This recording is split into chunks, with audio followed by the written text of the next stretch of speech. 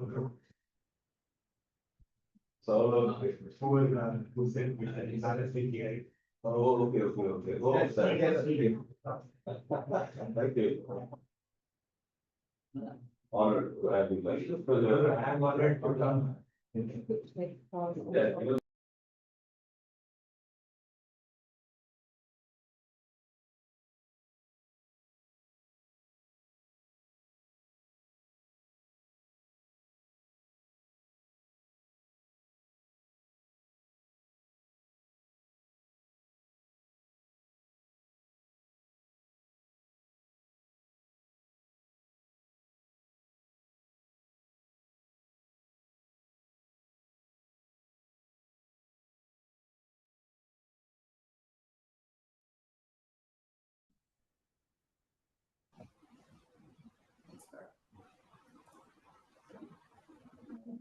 See.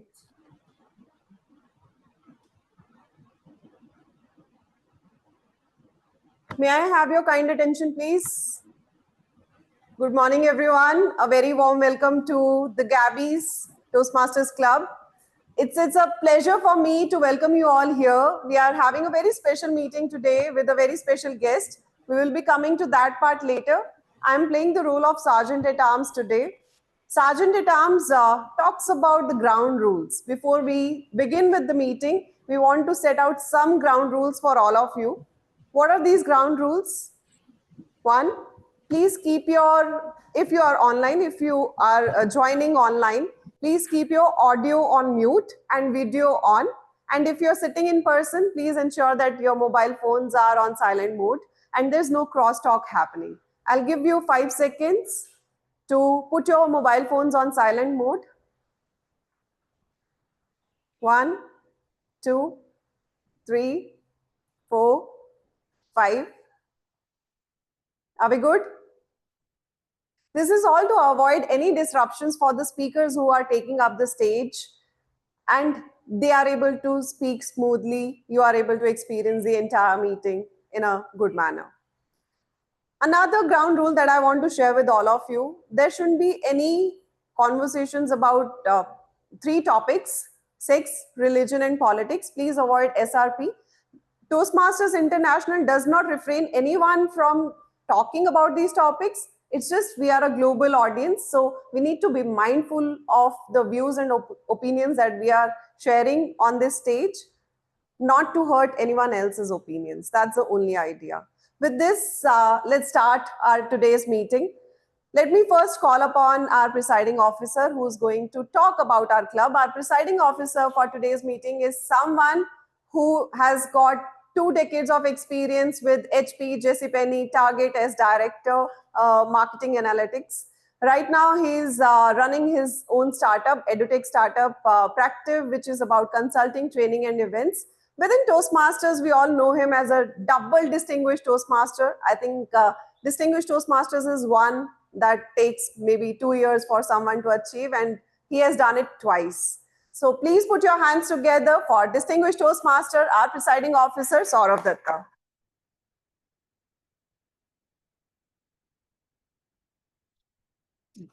People ask me for passport. Thank you, and a warm welcome to the Gabbys Toastmasters Club.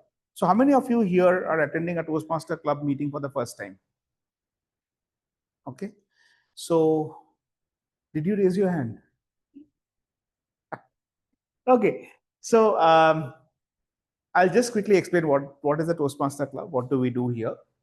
So Toastmaster International is a 100-year old organization. It's a non-profit which got started in USA by a gentleman named Dr. Ralph C. Smedley. Dr. Ralph C. Smedley at that time, this was in the year 1924. At that time, he was the director of education for YMCA, Young Men's Christian Association. He saw that there are a lot of people who are doing a lot of good work. They know what they are supposed to know. They're experts in their field. But when it comes to expressing themselves, letting the world know, then they struggle, and they struggle big time. So what he did one day, he got all of these people together and said, why don't you start speaking and I will be there listening to you.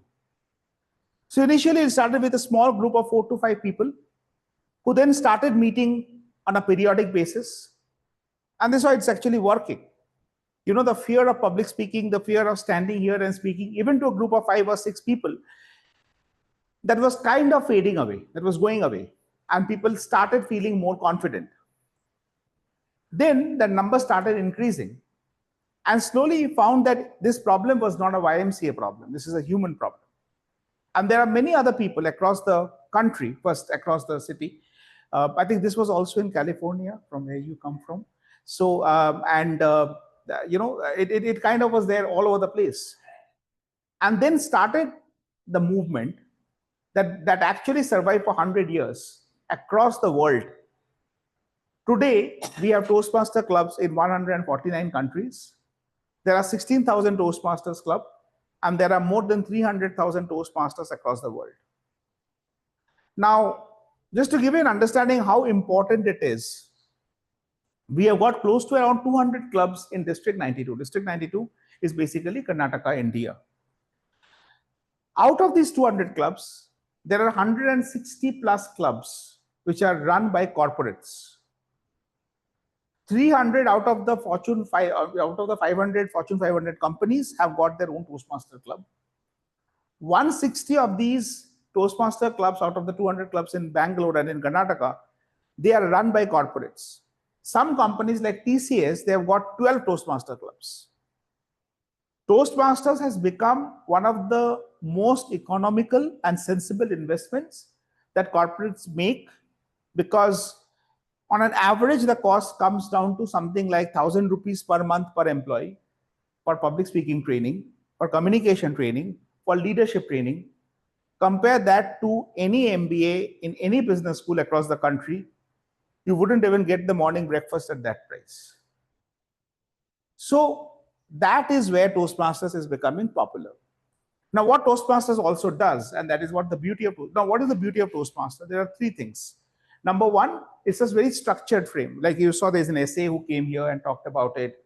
Now the president is coming and saying something. Then we have got some sections, you know, that will go with. It's a very structured and it's a very, procedural and a methodical approach. So it's not like, you know, we don't have people speaking out of turn, for instance. Even if you have that extreme urge of saying something to me right now, like sort of enough, stop now, go down, you still can't. You have to wait for your turn. So that parliamentary procedure is the core of Toastmasters. So we expect every member, every participant, every guest to adhere to the parliamentary procedure. One of that is you don't speak out of turn. Someone standing on the dais, whether the presiding officer or the Toastmaster of the day or the general evaluator, you get invited from the dais to come onto the dais, whether the virtual dais or the in-person dais. That's the first thing.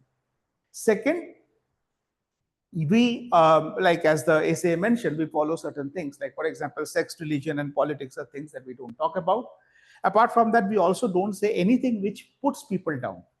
So if someone is not a great speaker, we still applaud the speaker because we appreciate the effort and the courage that the speaker brings to the table, right? So in the outside world, you'll probably, it's more appreciated if you are criticizing a person, because we believe that's how we grow.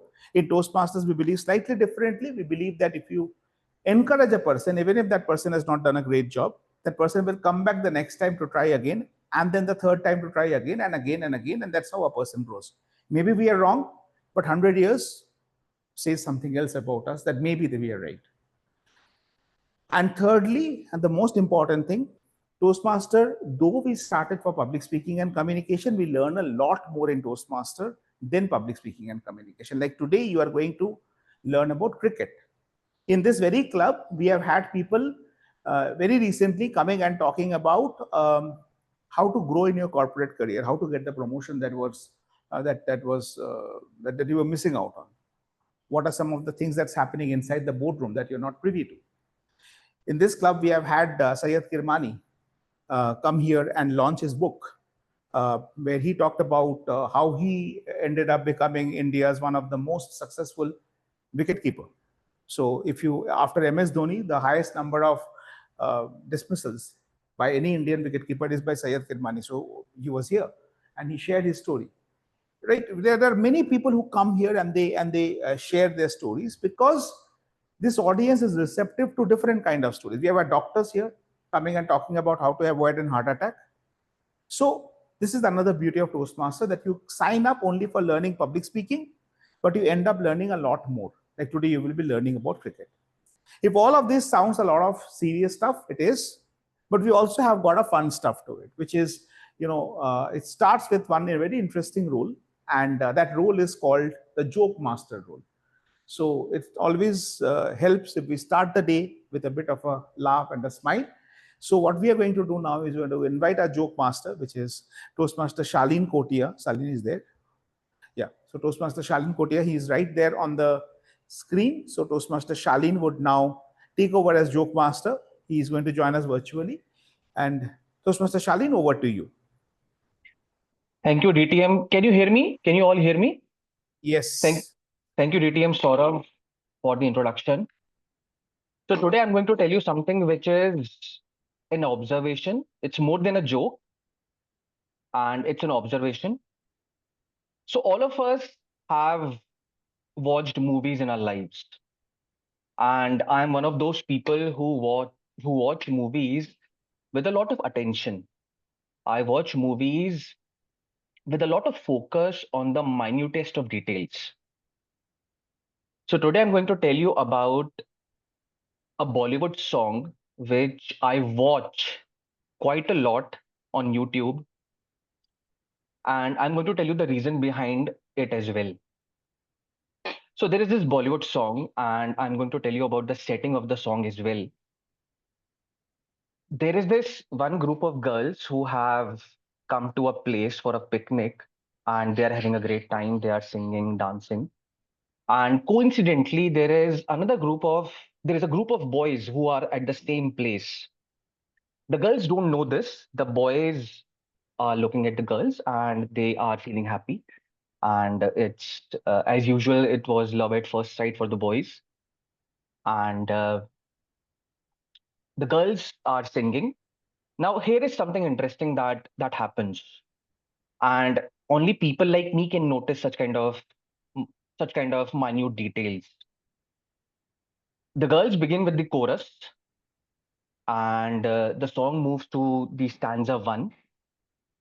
And whenever during the chorus and stanza 1, the camera shows the boys, almost all of them are dancing and giving great happy expressions. There is one of them. What is he doing? He's doing push-ups. And he is doing not your normal Western style push-ups. He's doing those Indian style push-ups, those akhada style push-ups. Who does that? Who does such kind of a healthy exercise when they are happy or when they're falling in love? This is the minutest of details which I watched in that song. But after stanza 1, that person doesn't stop there. At stanza 2, when the camera is on that person is doing squats, sit-ups, and that too, not your normal Western style squats or sit-ups. He's doing it akhada style, like he's making a wave. I watch this song on YouTube quite a lot, not only because it's melodious, but I love to watch that boy, that man, doing all those healthy exercises while he's happy and while he's falling in love. Now, there is a message also from this short speech. The message is, do remember to fall in love, do remember to be happy, but also remember one thing, that you have to be healthy in your life, and do not forget to do your push-ups and sit-ups while you are living your life. Over to the presiding officer or the Toastmaster of the day. Thank you. Thank you so much. So Did you like his jokes? Did you find it funny? Honestly, we don't care. Seriously, because as I said, one of the reasons we take stage here so that we are not scared to take the stage anywhere else, right? And humor is one of the most important things and the most difficult things to crack, right? So we say there is no humor, there is bad humor, and then there is forced humor. And anything goes in Gabbys, anything goes in Toastmasters, because we want you to be very comfortable. You don't have the pressure that will someone laugh on my jokes. If they don't, their problem, right? That's how we look at things, right? So no pressure kind of a thing. So thank you so much, Toastmaster Shalin, for joining us as a joke master and sharing your jokes with us. If you're a Toastmaster, if you're not a Toastmaster, if you want to attend our meetings online, offline, and share a few bad jokes that no one laughs at, we are ready to listen to you. Whether we'll laugh on that, we can't guarantee, but we'll definitely not curse you for that. So what we will do now is quickly do a round table. I'll request you, in the interest of time, just not to take more than 15 seconds to introduce yourself. Another mic, no? Dusra wala mic. Yeah, so we'll quickly pass this around the room. Prasang, can you please help? You let it be. Prasang will take it. You sit. Prasang, please take the mic around. We'll start with Jairaj. Jairaj, a very small introduction because the elaborate introduction will be given by the Toastmaster. Hi, my name is Jairaj Kalagali. I live in California and also here for a few months. I work for corporate Oracle, and then Sunday mornings I just like to spend time on my archival work, which you're going to hear about. Yeah, hi everyone. I'm Raghav Prasad. I also work in Oracle with Jairaj, so wanted to see his lecture for the first time. Hello everyone, my name is Sourav. I am from Punjab and I am currently working as a project lead for the Practive team, and it's great to be here. Nice, Mike. Hello, everybody. My name is Deepa. Toastmasters Club for a couple of weeks now. But I'm my origin is from Nepal, but I'm a member of French. Thank you.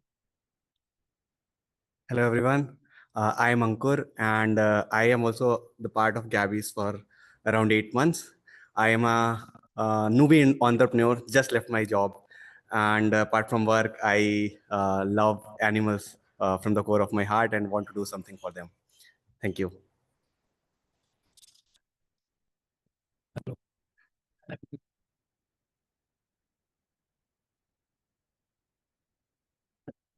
Sir, we cannot hear you. Can you speak a little loudly, sir? Yeah. Hello, I'm Madhav Deshpande. I'm maternal uncle of Jairaj Kalagali. I'm staying at Bangalore. Good morning. My name is Somu. I'm from Southern California. I'm visiting here, and I worked in Wall Street for a very long time, and I don't do anything anymore. I spend a little time in Bangalore, a little time in England, and a little time in my hometown, California. And I'm glad to be here. I'm a good friend of Jairaj. Thank you. My name is Sethia, and I'm Bangalorean by heart, and I've been here all my life, for most of all my life. I work in a company called Quest Global. I'm happy to be here, and Sunil invited me for this session on cricket and how it is into my future. Thank you. My name is Sunil. I live in Bangalore. I work for a company by name Quest Global. Very pleased to be here, Jairaj, today. Hi everybody, my name is Narsinga Rao. I come here for I've been a fan of Sir Gali and his work on YouTube, putting up all the cricket videos of the matches that we only heard radio commentary in the 1970s. So I saw the tweet and made it a point to hear and see and hear him in person. So I'm a tech guy, and I worked at BL and Wipro for long tenures. Right now, winding down on everything. doing nothing. Good morning. I'm Janvi Deshpande. I'm staying in Bangalore. I'm Jain's fan. I love his voice. Thank you. Hello, everyone. I'm Santosh Sethia. I have more than 12 plus years of work experience.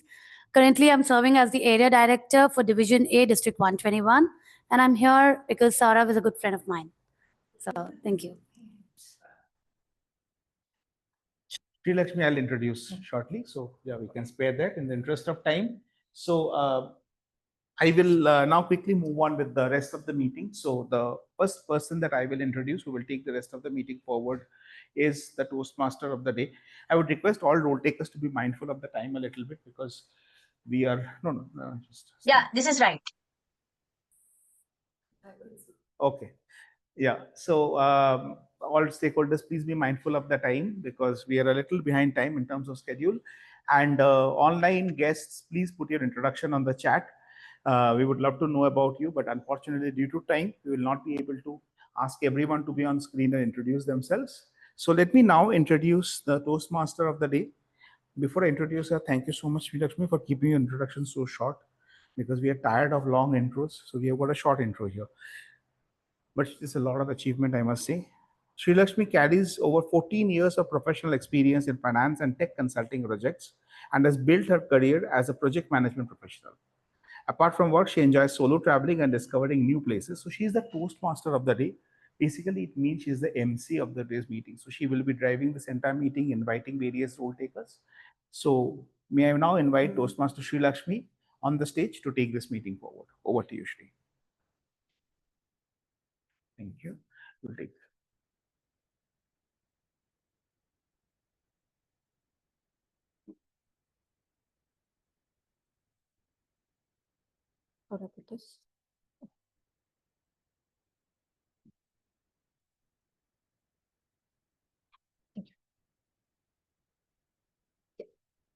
Thank you, DTM Sourav, for this warm introduction and the presiding officer today. So greetings, fellow Toastmasters, distinguished Toastmasters and guests present today. So as you're all aware of the theme today, it's all about Friendship Day. So as your friendship buddy today, I warmly welcome you all to this heartfelt journey of friendship, love, and trust, a bond that transcends words and touches the very core of our soul. Today we celebrate the timeless magic of friendships, the invisible thread that connects hearts no matter the distance or the years. From childhood bond to the connections we have built right here at Toastmasters. These times only grow stronger with each shared story and smile. So let's laugh, learn, and cherish the friendships the time can never untie. Welcome to this special friendship meeting today. So let me begin with a quote by Walter Winchell. A real friend is one who walks in when the rest of the world walks out. We all can relate to that. So moving ahead with today's structure of the meeting, we'll be having 3 sections today. The first section is going to be education session, followed by prepared speeches, and we'll be having evaluation session at the end. So before I actually move ahead to discuss more on the theme of the day, I would like to introduce our general evaluator, who's Toastmaster Santosh Sethia. So quick intro of Santosh Sethia. She's a passionate Toastmaster and an area director of A021D121 with over 10 years of experience across IT, media, and teaching. She's a creative learner driven by hard work and a multi-time contest winner and a Triple Crown achiever. She continues to inspire through leadership and communication excellence. So now I would actually welcome General Evaluator Toastmaster Santosh Sethia to take it forward and explain her TAGL team.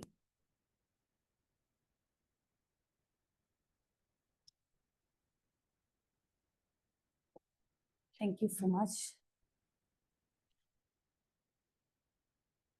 Thank you, Toastmaster of the day. Good morning, everyone. I'm your general evaluator for today. You must be wondering, what is a general evaluator?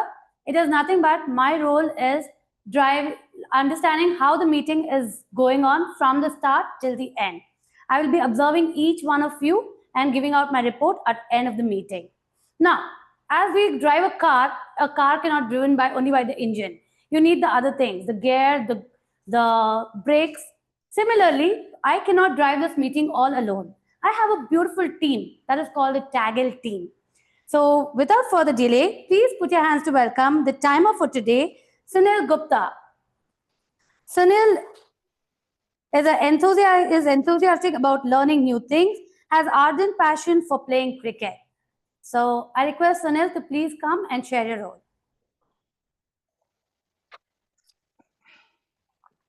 Thank you, General Evaluator. Once a man known for his procrastination was invited by the king to collect gold and jewels from the treasury as much as he could before sunset. Despite his wife's urging, he delayed taking naps and enjoying leisurely activities. Consequently, by the time he reached there, the gates were closed and he missed the opportunities. Here are two morals. First is listen to your partner. And second is delaying tasks can lead to missed opportunities. Good evening, distinguished Toastmasters, fellow Toastmasters, and dear guests. I can't be your partner, wife or husband, because I'm already married. But your timer. I'll be keeping track of the time taken by the speakers and role takers during the meeting and making them alert that their time is going to be up. Today, we have two prepared speeches and each prepared speech is timed for 5 to 7 minutes. At 5 minutes, I'll show the green card. At 6 minutes, I'll show the yellow card. And at 7 minutes, I'll show the red card. There is a grace period of 30 seconds on either side. For each table topic speaker, the time allotted is for 1 to 2 minutes. They will see the green card at 1 minute and the yellow card at 1 minute 30 seconds and the red card at 2 minutes. There is a grace period of 30 seconds for them only on the upper side. For each evaluator, time is allotted 2 to 3 minutes. At 2 minutes, they will see the green card. At 2 minutes 30 seconds, they will see the yellow card. And at 3 minutes, they will see the red card. Here, they also have a grace period of 30 seconds on either side. Please note that I'll keep the card raised until the speaker stops speaking. I won't give any indication that your time is over. And another thing is that anyone finishes their speech before or after grace period, they will be disqualified for polling. Thank you. And I'll come back with my report in the evaluation session. Thank you. Over to you, General Evaluator. Thank you so much, Sunil Gupta, for the detailed explanation. Well, today I would just like to say, generally we have 3 sections, the prepared speech, the evaluation and table topics. But today we have only 2 sections. One is the prepared speech and the education session. We do not have the table topic session for today. Moving on further, we have the next language evaluator. A language evaluator is a person who is going to understand how well we're using our language. And if you're using any filler words or anything, she's going to call it out for us. So please put your hands together to welcome this person who is a VP Education of Toastmasters Professionals District 102. She is a medical doctor and lives in Philippines. English is her favorite language, and in her free time, she teaches English literature to high school students. Please put your hands to welcome Toastmaster Mary Thomas. Thank you, General Evaluator. Good day to everyone. My role as a language evaluator is to check on the language that's being used, the good words that are used, mispronunciations, and other forms of errors or good usage of language. The word of the day, I've already put it into the chat box. It is bond, and you can use it in any form, as in bonds, bonded, bonding, in any format. Makes it easy for you. The idiom of the day is through thick and thin. It also is in line with the theme of the day. I will give you some examples and meaning of the words and the phrases. Bond refers to a strong connection that endures. It is an attachment that persists through time and challenges. Through thick and thin also means similar, it has similar connotation, conveys loyalty and steadfast support, highlights a relationship that no challenge or distance can weaken. It emphasizes resilience in relationships. Examples for the word of the day: their bond was forged in childhood and deepened over decades. Nothing could sever it. Example of the idiom of the day: even after decades, they remained close and supported each other through thick and thin. I hope you got it, and I hope you'll use it as often as you can. Thank you. Back to you. Thank you so much, Mary Thomas, Toastmaster Mary Thomas. Now we have the person who is none other than the listener. Well, a meeting is not good if you're not a good listener, you cannot be a good speaker. Similarly, in Toastmaster, we have a section called as a listening section. A person tries to ask a question to understand how well everybody's heard or been attentive in the meeting. Well, before I tell, this person is from Bangalore, a BCom graduate, and is working for a French bank. Loves traveling, eating, and is a fitness enthusiast. Please put your hands together to welcome our listener for today, Deepa Bhandari.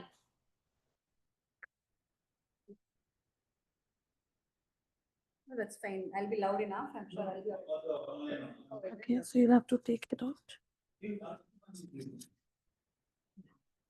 Okay, I hope I'm audible. Thank you, everybody. Thank you, General Evaluator. So I had a lengthy preparation on my script to explain about listening and the listening ability, but in the interest of time, I'm going to keep it very short. We all know that listening ability is key for a successful communication. And also it is said that talking is easier, but listening is what takes focus and patience. So this is what I'm going to be testing in today's meeting to check how attentive as an audience you have been by coming at the end of the meeting when the GE is going to call me. I'll ask a couple of questions basis of some pointers that I take from each of the speakers. If you are able to answer them, that means you have been paying attention. If not, that means there's room for improvement. So with that, I would like to just wish you all happy listening and attentive listening. Back to EG. Thank you so much, listener of the day, Toastmaster Deepa Bhandari. Well, with this, I would now step back and I hand over the stage to the Toastmaster of the day. I would come back again when the Toastmaster of the day calls me upon. Back to the Toastmaster of the day. Yeah, thank you so much, General Evaluator Toastmaster Sethia, for introducing your TAGL team and your role. So before we actually get started with the education session, I know the time is running out, but we'll still have some few interaction with the audience. Since the theme is about Friendship Day, so would like to know your interest about friendship or your bonds that you actually share with your close friends, your school friends, your college mates, anything anyone would like to say, like quick 30 seconds. Anyone would like to take the stage and just let us know about your close friendship bond with your friends?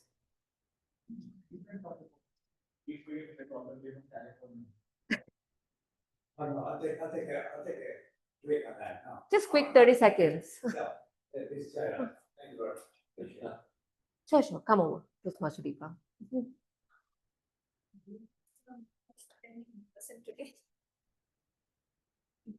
So I'll have to talk about friendship. The friendship bond. The bond with your friends. Okay.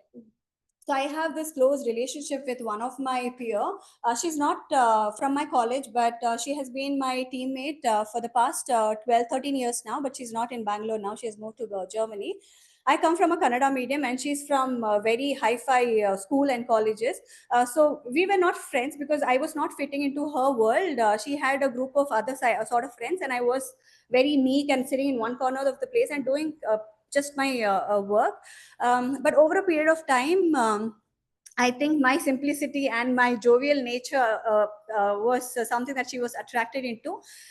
She herself became friends to me, and ever since then, she has not only been a team member, she's not only been somebody that I share close relationship with, but she has also been a mentor to me. Though we have same level of experience, but she helps me get better with each working day, with each passing year. She is the one who in fact introduced me to Toastmasters. She has been my real-time evaluator to provide me feedback on how I can get better, how I can do my meetings better, how I can improve both my personal and professional life. So this is one thing that I really cherish the bond, though we don't talk every now and then, but she makes sure that she checks upon me once in a while. I check upon her how she's doing.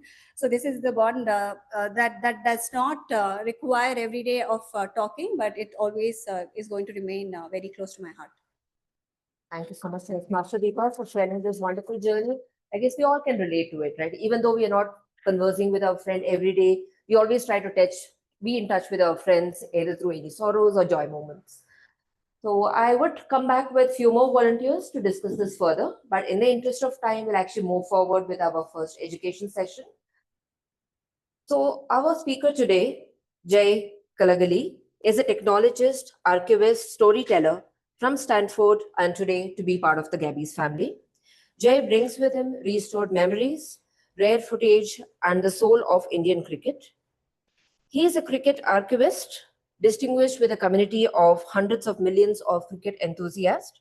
I strive to possess the exclusive collection of cricket footage in India between 1948 and 1983.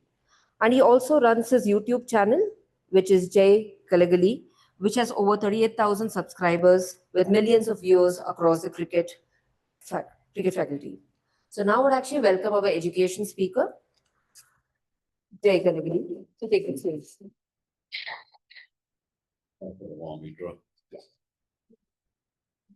I want to be able to move the screen.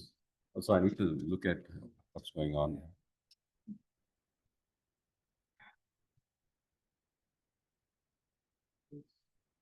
And you want to see what's going on? yeah, exactly. Yeah, but then how about the rest of them? Because I'm going to be showing clippings of footage. Oh yeah, then I'll pay attention to this. Yeah. Oh, you're showing the screen, right? Yes, I'll be running a PowerPoint show. And all right, in the first place, I want to thank Syed Kirmani's daughter, Nishar, who connected me with this wonderful people. And the second thing is, I'm not a public speaker. I've never taken any course of public speaking, but it's an honor to be present here today.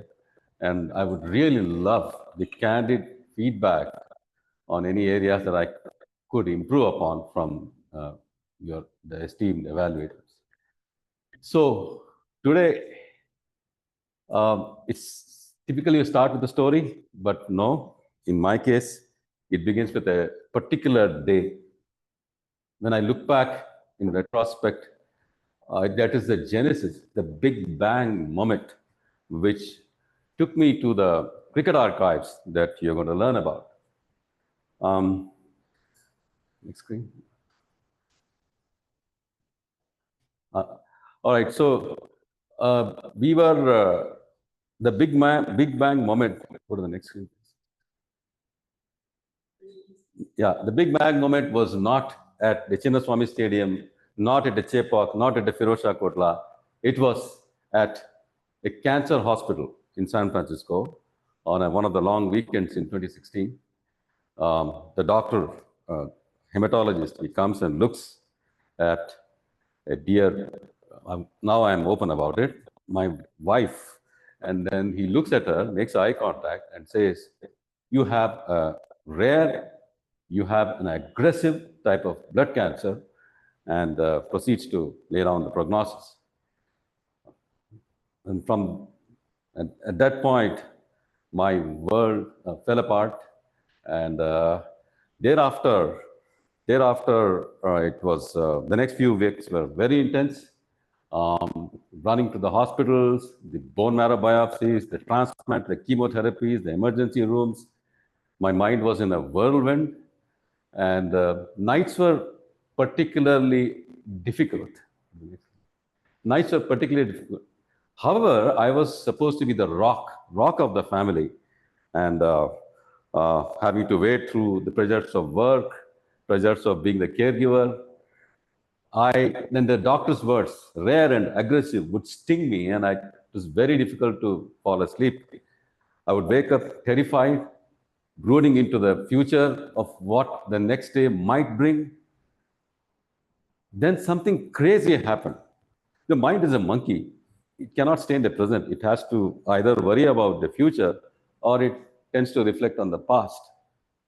I took a 180-degree turn, in a desperate attempt to extricate my mind from the traumas or the worries of the future into something more pleasant. So I began a time travel, trying to get back to a previous version of Jai, the Jai from the middle age to the Jai to the youth, Jai to the... Finally, I went to the Jai of my childhood, what I call my inner child. There I met my inner child, that the dark man is the... No, go. The dark man is the middle-aged me, and the inner child is the 10 or 20-year me. He takes me to his room and he shows, hey, this is Gavaskar, this is Vishwanath. And he tells me how Vishwanath plays his square cut. He tells me, hey, did you know Chandra? He has 10 footsteps before he delivers the ball. And I was amazed. I wanted to hang around with my little Jai, with my inner child. The inner child typically comes with traumas, typically when you watch Hindi movies. But in my case, my inner child is a happy kid. And I want to hang around with him. The inner child said, come on, I'll take you to my grandparents' place. So we went in a rickety steam engine to Bijapur, where my mama comes from, who's sitting there. And we went to my grandfather's place. He said, hey, let's watch a movie. In those days, there is no YouTube. There is nothing, there's no TV. We had to go to a theater. So what did he do? I have to show this. Now play this. So we watched this famous movie. I'll show a little clipping. Just have to.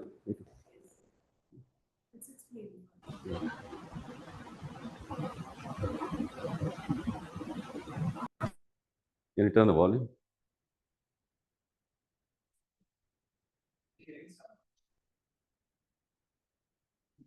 Cannot play video. Oh, it's okay. Oh, you cannot play video? Oh, man, okay. All right. So anyway, I had to quickly add up because my bulk of my presentation was going to be... So seriously, you cannot play any video from here? Okay. So we watched Sholay, all right? And, it's like, I have to say this because back in those days, before you could watch Gabbar, before you would watch any movie, every person who were watching movies in the theater, that's only visual media, we had to watch a 10-minute newsreel produced by the government of India. And the newsreel was nothing but a scan of the country, which took you to the various cultural events, sports events, and so forth. And finally, the last 3 minutes used to be the sports section. And that's where, you've gone to watch Sholay, and suddenly you see in the newsreel, the last 3 minutes, your favorite Gundappa Vishwanath come and play square cut.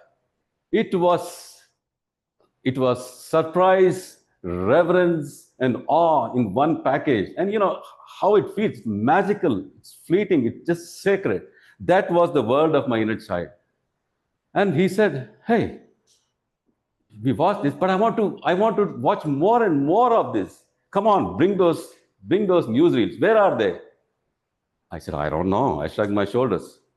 And to my surprise, to my shock, I felt my inner child slip away from my hand. I said, hey, where are you? He said, go find those newsreels. You will find me only there. So thus began my quest for the newsreels. Okay. Now I want to show you how a newsreel looked like. I'm not going to show the entire 10-minute thing, but I'm going to play just a couple of minutes. Playing or not? Oh my God, it's a disappointment. Anyway, the newsreel would, as I said, after the first few minutes, the last 3 minutes used to be the sports section, and that's the thing that we used to hear. And I spoke to my dad. He said even in 1950s, they remember watching this sports section in the newsreels, and the word would spread around, and instantly they would go rush, regardless of how good or bad the movie was. They used to actually go and check out the newsreels. Now then I wondered, these newsreels they got to be somewhere.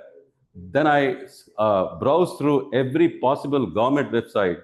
Eventually, I landed on the Films Division's website, and I managed to get a PDF document which had a listing of every newsreel that was ever filmed.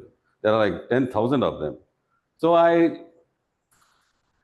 combed my finger over the various rows, and being a database guy, I wrote a little SQL code to list out every possible newsreel that had any mention of cricket. Lo and behold, I managed to get the newsreel numbers, about 200 of them. Then I called the Films Division's people. And it's not like you easily check out and put it in a basket and then order. It's not like that, far from that. It's a government office, bureaucracy, and they have to, after a lot of banging their walls and so forth, at times even they had blocked my number. I wouldn't give up. Anyway, I was not able to sleep well in the night, and I would call them at 3 or 4 a.m. and say, come on, I need those the DVDs which has the cricket films shipped to me. So finally, I paid the money, everything through proper channel, and one fine day, a DHL box landed. I opened it up, hid in the candy shop. There you go. It had about 200 DVDs, and I realized I was holding on to a treasure, national treasure, which contained footage of every cricket match filmed in the country, right from the 1940s up until 1983, when Indira Gandhi hosted the reception for the World Cup heroes. What did it not have? It had debut matches of Vishwanath, Chandra, the first century of Kapil Dev. It had the first ever test victory of India-Pakistan series. It had the first test victory of Pakistan, Sri Lanka, India itself, the first ever test match. And oh my God, what did I do? I took the box to our puja room, and tears welled out. Because I realized amongst the millions of cricket fans, this booty landed on it came to me, and the realization of all the crazy circumstances which had to happen before it came to me. And I felt overwhelmed. What I did was I just shared a couple of those, put it on YouTube, and started sharing with friends like Somu. Hey, just check out what's going on. I have found something remarkable. And I realized 1 year later, there were like 1 million hits. And a friend of mine suggested, hey man, just don't put these things raw. Say something about it. Then I know I'm not Harsha Bogle. What am I supposed to talk about it? Then I ordered the cricket history books, Mihir Bose, Ramachandra Guha. I ordered biographies of Gavaskar, Richards, and so on and so forth. Then I would package into a 1-minute elevator pitch just to arouse a sense of curiosity, to set a context as to what the footage is going to be about. Many of them did not have sound. They were as silent as a tomb. What do? One of my journalist friends, Vijay Lokoli, said, "Arey, tum la commentary lagao yaar." Oh my God, then I didn't have the content. So then I said, hey, history books don't tell everything. I need to know more details. There is this famous match, India and England, 1980. That's a golden jubilee match. 3 minutes of lovely footage. It was silent. So I went to Stanford University Library, which is about 20 minutes drive from my place. There they have the entire collection of Times of India, digital archives, right from 1800s up until today. So I would go with the dates noted, note down, and I would get the newspaper reports of each of the matches for which I was trying to get more information. I would go there. Instead of attending Desi parties in Silicon Valley, I would be present in the Stanford University Library, spending my Sunday afternoons and collecting those PDF files. I would spend time Sunday early morning. That was the only time that I could allow myself. Raghava can understand the pressures of work. And Saturday, I had to be with family. So I would then curate a script apropos of the silent footage. I would then, I also had to bring in the ambience, the crowd, the cheering, the crack of the willow on the ball, on the leather. I had to do all of that. I would spend several hours on each footage, extract a gem, and bring on all the sound effects. And I would release. I would just upload. Due to COVID time, I would do. It was very hectic back then. I would upload like one every fortnight or so. And to my surprise, it became wildly popular. Then came the strike, the copyrights. Move on, next one. I think it's a disappointment that I'm not able to show. Yeah, this is the labor of love I just spoke about. The copyright strike. Government of India versus Jai. They brought down my YouTube channel because they said you're violating the copyright. I wrote a 4-page letter to the films divisions. Look, I'm only furthering your cause. This is a non-profit channel. I'm not making any money out of it. In fact, I'm spending hundreds of dollars in getting it shipped and all, not to mention the numerous hours I put in myself. I said, give me your commercial handle. If there is an ad revenue, I don't have a problem directing it to Government of India Exchequer. No response. Then a friend of mine suggested, why didn't you talk to Shashi Tharoor? Then, hey, he doesn't know me. What am I supposed to do? Then I crafted a strategic email with a very catchy subject line saying, I know he was a Widows fan. I'm also an ardent PG Widows fan. I said, Widows fan wants the vintage cricket films back, something like that. And I knew, thanks to the corporate training, I had written an executive summary. If he reads he must be getting hundreds of emails. I was pretty confident he's going to look at this. And if he opens it, my challenge was, he's going to read the exec summary, a paragraph. If he reads the exec summary, he will have no other choice than to read the entire 4-page letter I had written to the films division. Yes, that's exactly what happened. He replied after 8 hours. I got an unbelievable reply from him. He said, hey, I'm proud of the work you're doing. Here's what I'm going to do. 1, 2, 3. He outlined a 3-pronged attack. He said, I will work with the bureaucrats. I'll also talk to the Union Minister of Information and Broadcasting, Prakash Javadekar, which he did. It wasn't easy for even him. For 3 months, he persevered. And he would give me timely updates. Hey, Jai, I did this week. Hopefully, we'll hear something from them. So, thank you, sir. And, next slide. There was an article in Hindustan Times. Gavaskar learned about. He was also following my channel. He made this very significant quote about the importance of these vintage newsreels. Finally, the Government of India lifted the ban on my channel. 3 months, there was a cheering. Many of the fans wrote back to me saying, hey, there was a celebration. So that's the story of the cricket, what led me to these cricket archives, all right? I'm honestly disappointed. I was going to show some clippings from the not coming in the presentation. That's it. Oh, okay, sure. All right. How am I going to do this? Yeah. Next one. Anyway, whatever I'm going to show, most of them you'll be able to watch if you visit my website. You're going to see every one of them. So the first one is about how cricket used to be played 100 years ago. This film is from 1964, which means how cricket used to be played in the mid 1800s. Anyway, we can't do much about it. Pardon? No. That's going to be very tedious because I need to go to the right, yeah, exactly. Because moreover, they run for several minutes. I have shrunk it down to.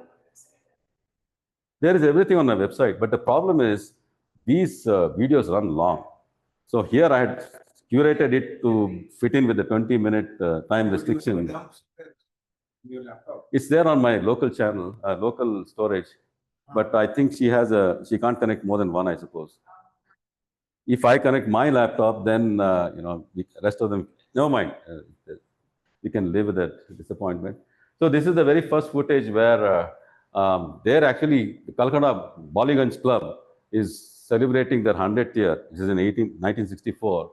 And it's a lovely footage of how cricket used to be played. It used to be underarm bowling in the 1800s. Bowling used to be underarm. And there's a little cute story behind how the underarm changed to the overarm that we are all familiar in the next one. It so happened that this is Don Bradman talking about the moment of when the overarm started, bowling started, became official. The story is there were two siblings in England around that time, brother and sister. On a Sunday afternoon, the brother calls, "Hey, I want to play some cricket. Why don't you start bowling?" It's Victorian times.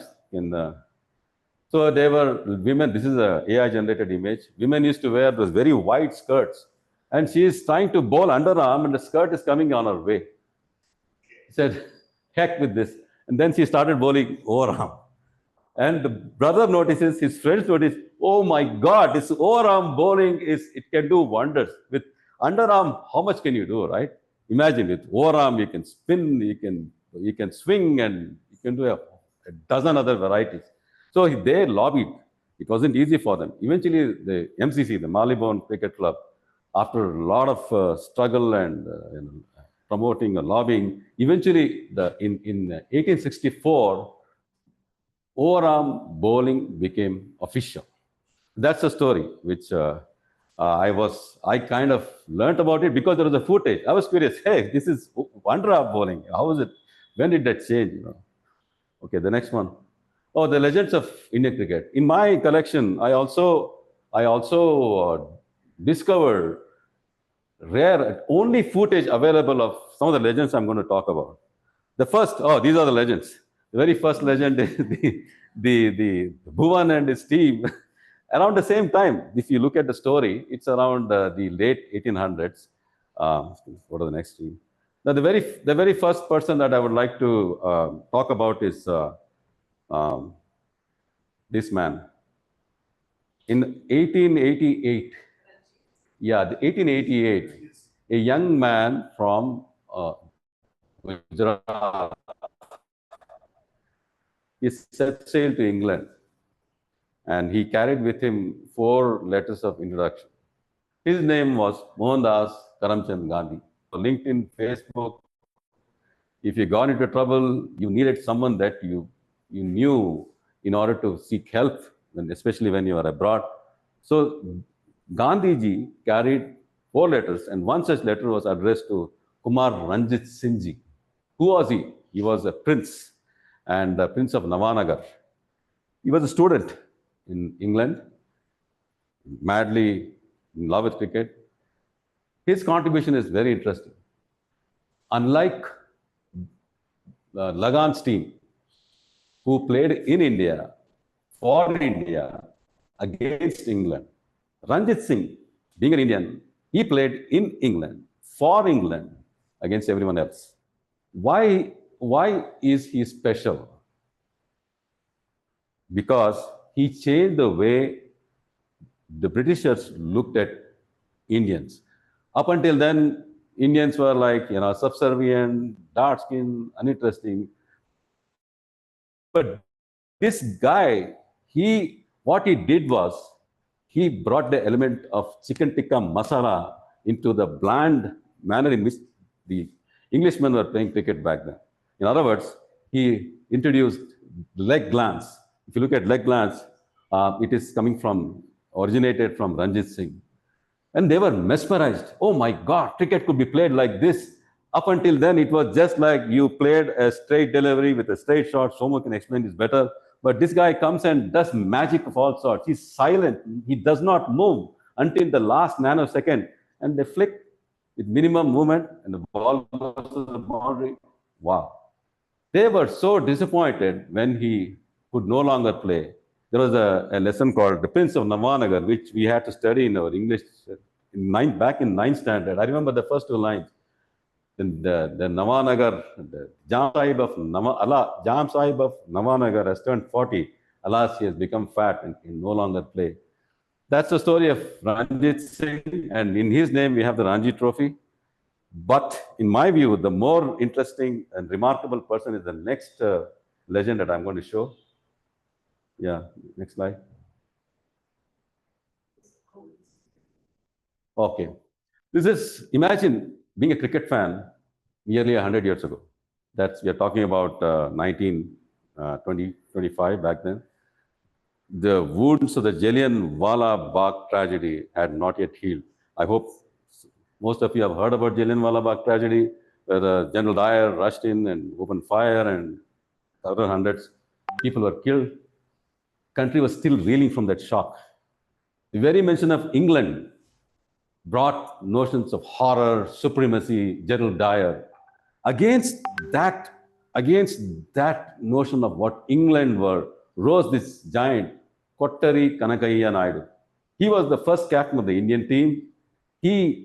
There was a visiting English team, Arthur Gilligan. Against him in Bombay Gymkhana grounds, he scored 153 runs with 13 fours and 11 sixes, and people went berserk. Fans wrote, they gifted watches, and one fan gifted him a motor bicycle. He was the most popular, and apparently he had more headlines than even Gandhi. One of the historians Ramachandra reports that he was even more popular than Gandhiji during that decade. And one guy from Lahore, he wrote, "Sir, watching you slam those sixes is removing the fear of the white foreigner from me." And he showed the possibilities of what we could do as a country. And that was pretty remarkable, I thought. There is a lovely footage of C.K. Naidu. I urge you to check it out. He's a 6 foot something. His figure was just cut out for cricket. And I love the way the panache with which he walks to the dinner table. The lovely footage of C.K. That's the only, if you look for C.K. Naidu, you're not going to find his footage any other than whatever you see on my channel. Yeah, that is Kottari Kanakaiya Naidu, by the way. Next. There is anyway, you won't be able to watch the video, but then check it out on my channel. The next person is Subhash Gupta. You've heard about Anil Kumble and many of these spinners. Their guru was Prasanna. Prasanna's guru was in one of the, YouTube videos. Prasanna credits whatever he is, his off-spin bowling style, to Subhash Gupta. Apparently, in one of the zonal matches, he was a runner, and Subhash Gupta was bowling, and he could watch Subhash from a very close quarters. And he learned, he said, whenever you compliment my off-spin bowling, indirectly, you are complimenting Subhash through me. That's the kind of reverence Prasanna holds Subhash Gupta. And Harsha Bhogle made a famous content. Hey, I would do anything, I'll give anything to be able to watch Subhash Gupta's bowling action. Bowling, check it out. There's a special documentary I produced. I had a clipping of a minute or something. It's okay. You can check out this later after you go home. All the matches that he played during the 50s have the entire collection in this documentary. The next one. All right, this, well, we can't watch, but do check it out. This is the first ever test victory, India versus England, 1952. I mean, imagine, until then, India was ruled by the British, and how it would have felt having won against a very country who had ruled us for 120 years prior to that. And I was fortunate enough to get in touch with the only person of the 11 who won the test match, first ever test match for India. C.D. Gopinath. I don't know how many of you remember him or have heard about him. He is the one who took the winning catch for that match. And a friend of mine connected me to C.D. Gopinath, and he presented this on his birthday as a surprise. And he was like floored, and he sent me a video message. I interviewed him from Los Altos. He was in Chennai. And he talks about, I had that footage over here, but he talks about how significant, the significance of the very first victory. He's currently 95, I guess, hale and healthy. God bless him. The next one. So that's the very first. Hey, by the way, one interesting trivia. When I watched the 1952 India's first ever test victory, I noticed that after day one, they all had this bands, black band on their wrist. I was puzzled. What is this black band about? Then I learned that on day one, the King of England had died, and it was as a mark of respect. I was wondering, who does it now? I mean, come on, they are playing this match in India, in Chennai, and the king dies there, and even our Indian players are wearing a black. Yeah. So that was because India being the Commonwealth member. Yeah, that's right. It was the Commonwealth. So the next match. Oh, India-Pakistan. Another clip, beautiful clip of, you probably would have gotten those the WhatsApp message, the very first. They've all stolen from my channel, by the way. Interestingly, any clip of Chandra or any clip of the first ever test match that you probably would have gotten on your WhatsApp, they have been knocked off. They have been stolen from my channel. This is the one, yeah. And again, there was yeah, these are the captains of the India and Pakistan team. The interesting thing is in Bombay, 1952, it's the second test match, I guess. People are confused. They are looking alike. They're looking like brothers. ये कौन है? Who's playing for whom? अरे ये हनीफ मोहम्मद, ये हमारा गुजरात, ये हमारा भी लड़का है. That's the kind of feeling people are bringing. Wow. Then comes the 1960s era. Oh, this was such a, you guys would have loved this. The dawn of 1960s began with, actually here, this is from the 1970s, where Brijesh Patel, he scores 50, and the woman from the Brabant Stadium, in a sari, she runs and runs and runs. No one is able to stop her, and hugs him and plants a kiss. But then that wasn't the first kiss. Yeah, word. Huh? Oh, this is on Vankade. Sorry, thanks for the correction. It was Vankade, 1975, I guess. Oh yeah, you're right. Thanks for the correction. Sorry, that wasn't the first. The first one was in the 1960s, where this guy, I forgot his name. Another woman had already set the precedence. You're not Salim Durrani. Okay.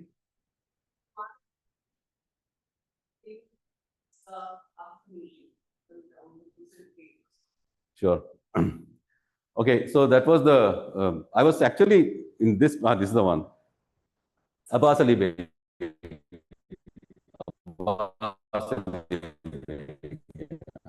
So this is like a bravo, 1960. Wow, look at her courage. I have the report where it says, it wasn't just a gentle one. She held him nice and proper and nice smack. And she wouldn't let him go for several seconds, I suppose, until a cop pulled her out. All right, Pataudi comes and he brings in, until Pataudi came, the Indian team was known as a dull dogs of cricket. They played for draw, they never played for victory. And Pataudi changed, he changed the dynamic. He and Nari contractors said, let's do this. Nari, let's do this. That was in Chennai, 1962, I guess. He said, we are going to hit the ball. The ball is going to reach the skies like never before. And they win that match. He brings about a catalytic change, and the later 1960s and 70s saw a remarkable shift in how they even thought about the matches and the belief that, hey, we could win this. Yeah, now this was such a beautiful clip. when cricket was a gentleman's. People ask me, what is this? I keep saying, when cricket was a gentleman's game. And many of the fans are, oh, they are mad. What do you mean? Is this not a gentleman's game now? I said, those were the times when cricket was played. There was an implicit respect for the umpires, for the opponents. Here you see there is this crazy frenzy send-off when they get a wicket, there is yelling and screaming and just hooting down the batsman. When cricket was a gentleman game, I'm talking about pre-1983, I suppose. There is beautiful clip of Bishan Singh Bedi bowling to Tony Gregg. He hits him for a 6, Bedi claps. And so do everybody, Vishwanath claps. That's the time when cricket used to be known as a gentleman's game. And the second example, Vishwanath, he is playing, I don't know, I think West Indian bowler, I guess. I think he has flicked the ball and wicketkeeper has caught him. He's not looking at the umpire, he's just turning back. He's not looking at the umpire. He's not even waiting for the umpire to raise his finger. Even before the umpire raised his finger, he was already on his way back. That is what I call an illustration of when cricket was a gentleman's game. And the epitome of that gentlemanliness happened in 1980 when Bob Taylor, but that was the Golden Jubilee match. Bob Taylor, India was very strong back and at that moment. He flicks, Kirmani catches. Umpire Hanumantrao raises his finger. And Bob Taylor looks at, in some disbelief, he starts going back. Vishwanath consults Gavaskar. Vishwanath is in second sleep, he consults Gavaskar. Hey man, he was not actually out. The ball did not make the contact with the bat. Kya karenge? Gavaskar said, you are the captain, do whatever you want. He said, he went to Bob Taylor and said, go back. You don't need to, He told umpire, please withdraw your decision. Umpire said, I'm not going to withdraw. But then Vishwanath insisted, Bob Taylor came back. England won the match, by the way. So Vishwanath had some good press and bad press as well. And there was an interview. One of my friends conducted the interview. He recalls that episode. I said, of course, I'm not going to play now. He said, it was clearly not out. In case such a thing happens, I would still do the same. That is the integrity, the humility of Vishy and also I would say Karnataka players. And I asked Prasanna, hey, what explains this? You guys are like, compare yourself with the Gavaskars and other folks. What is it about you Kannadigas from Basavangudi? What is it about this that makes you so humble and grounded in humility? Prasanna said, that's how we were raised. That's how we were raised. This is the moment when Vishwanath is calling back Bob Taylor, right? Next one. Oh, I didn't know I would come to this part so soon. We're already past time? Red. Okay, I'll take only 2 minutes. Reflection with your kind. Okay, I just ChatGPT, what are the viewers telling me? 75% of the viewers are saying they are reminded of nostalgia, they're reminded of good moments, and there's a lot of gratitude and goodwill. That's one part. So my only quote is, I started a journey, this unintended journey, but then I realized that people are they're launched, and then they are able to actually connect with their past, and there is so much of collective memories shared across generations. Okay, no, never mind, carry on. So, yeah, this is more like a poetic reflection. It's like, even about the legends, it's like, Kal khel mein hum na ho, gardish mein tare nahi rahenge sara. We may not be there tomorrow, but we are there in Jai Galgali's archive. That's how it feels like. Finally, the last one, I dedicate this to my dear wife. She is, doctor said is not coming back, and she did her PhD, got her PhD only a few months ago, PhD in education. And I dedicate the labor of love to the love of my life. Thank you very much. Sorry, I overshot.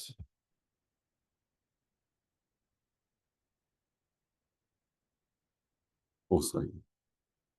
Thank you so much, Jairaj, for sharing such enthusiastic stories of cricket. I believe cricket is one game where in most of the households, everyone watch. I guess, at least in my house, that I can actually relate to. And thank you for sharing all the stories and actually brought the cricket vibes back in. So in the interest of time, we will not be moving ahead with a break, but all the videos that we've actually lost, we're going to play it post this meeting, and we've actually ensured that it's going to be shared with all our online audience too. So we will be moving to the next session. I know we still have the discussion on friendship, but let's park it for another time.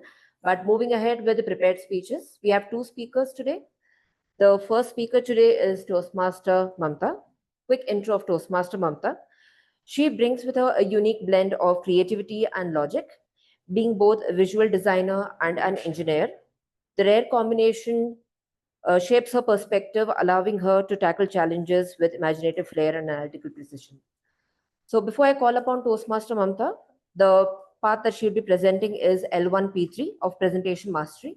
The project name is Introduction to Vocal Variety and Body Language. The timer, please note, the time is for 5 to 7 minutes. The speech title is Growing More Than Just Planned. Toastmaster Mamta, Growing More Than Just Planned.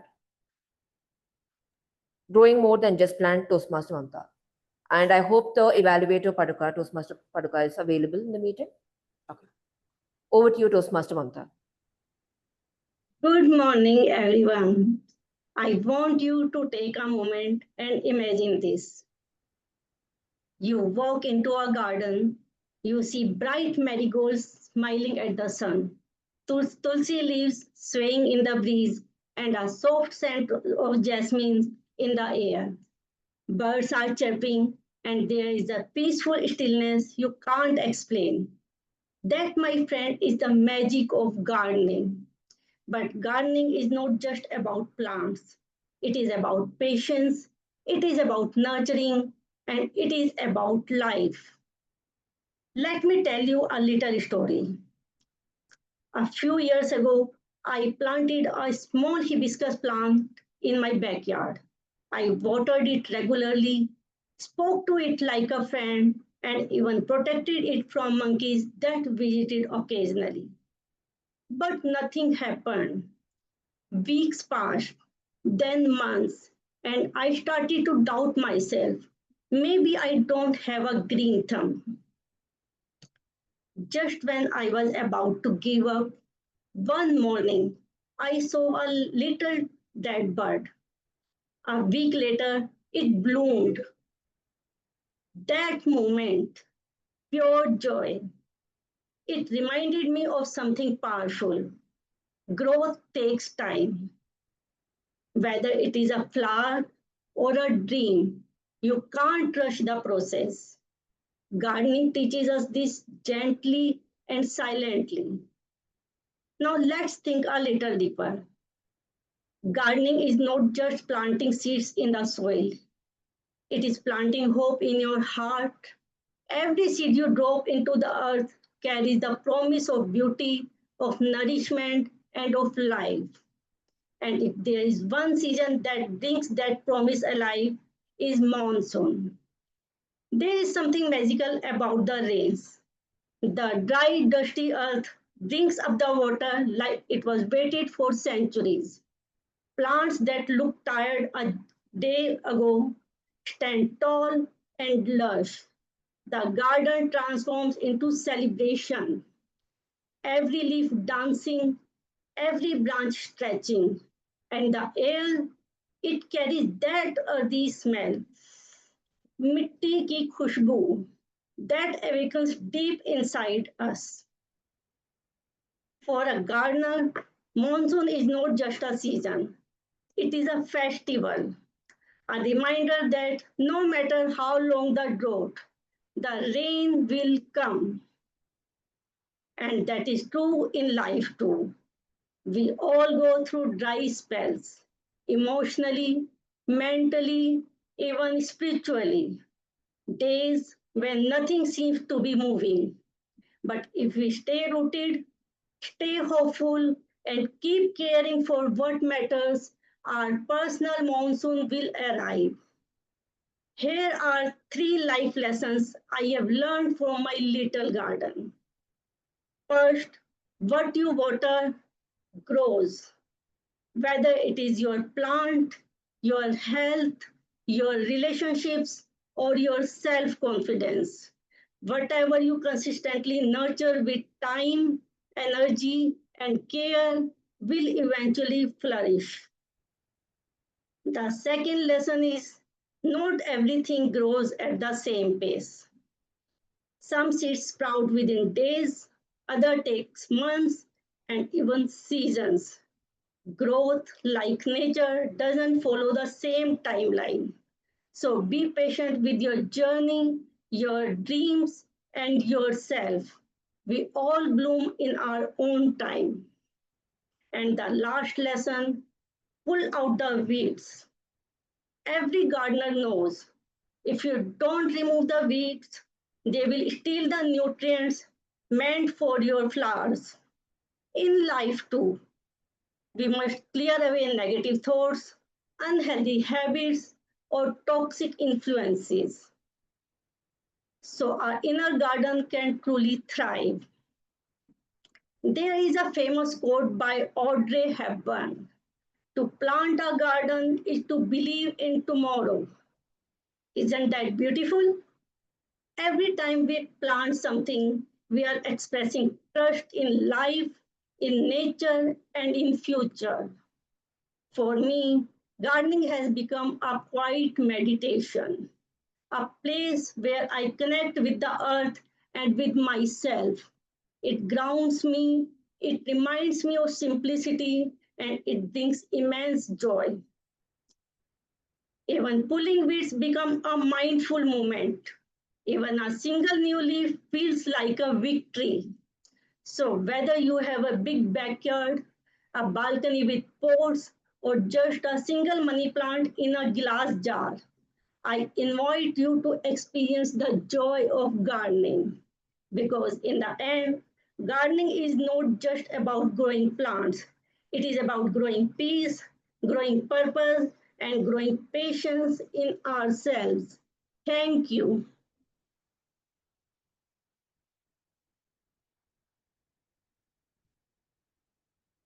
Thank you so much to Toastmaster Mamta for this wonderful speech on your topic, growing more than just a plant, which was very relatable to all of us in terms of growing and what we always want to scale up to. So moving over to our next speaker, which is Toastmaster Priya. She is a marketing professional and an academician in business management. She is passionate about creative writing and poetry. Her podcast, Soulful Scrolls, is a dedicated effort to the craft of poetic expression.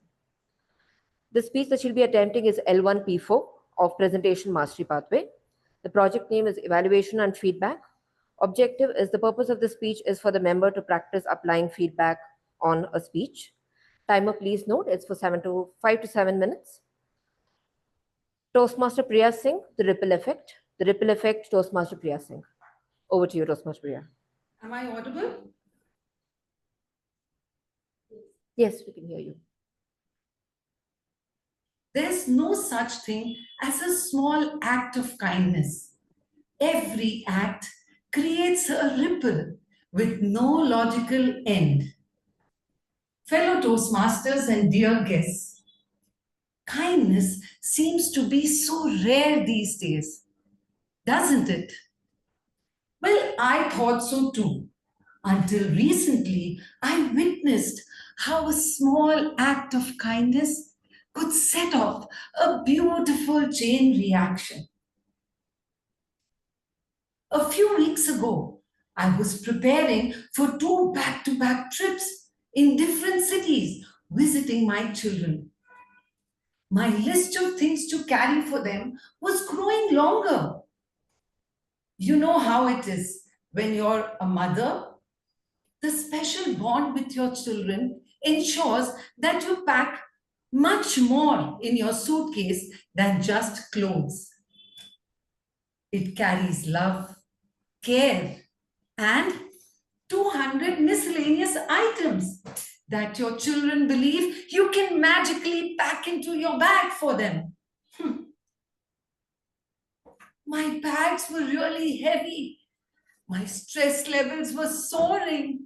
I kept muttering to myself, why did I even plan these 2 back-to-back trips? Well, take the porter at the station, dear. My husband said smilingly, "Easier said than done, right?" The doorbell rang. Who could it be at this hour? It's Prema Auntie, my old neighbor. "Hello, Auntie. Is everything okay? You seem to a bit worried." "Priya, my husband is very unwell. He is feeling breathless. My son has gone on a business trip. I don't know what to do."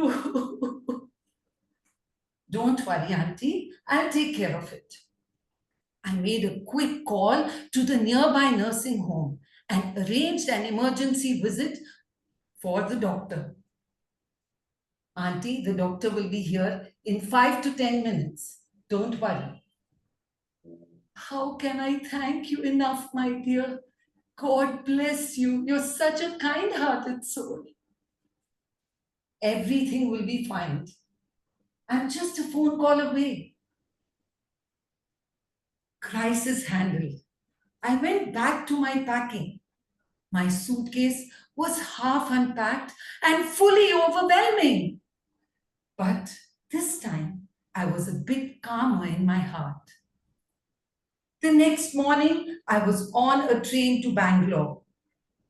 A 5-hour journey with 3 heavy bags and just 2 minutes to get off the station. I started mapping in my mind whether I should take one bag at a time or, like Hercules, I carry all the 3 bags to the cabin door. Lost in my thoughts, I suddenly noticed a middle-aged couple sitting right next to me. After exchanging some light conversation, I summoned the courage to ask the man if he could help me carry my bags to the cabin door before my stop came. "Of course I will," he said smilingly. I was so relieved. And sure enough, just before my stop came, he helped me move the bags to the cabin door. But that was not enough. When I thanked him and requested him to go back to his seat, he simply refused and said, "I will get down at the platform with you and place your bags there."